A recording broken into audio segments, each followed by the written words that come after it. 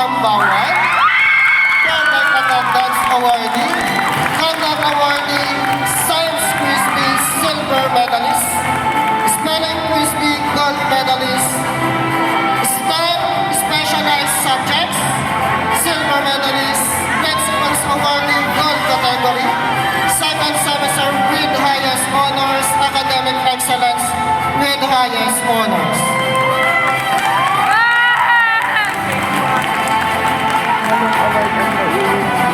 Last but not the least, bilang na magulang na ganyan, ginagalingan ng mga anak ko yung pag-aaral nila.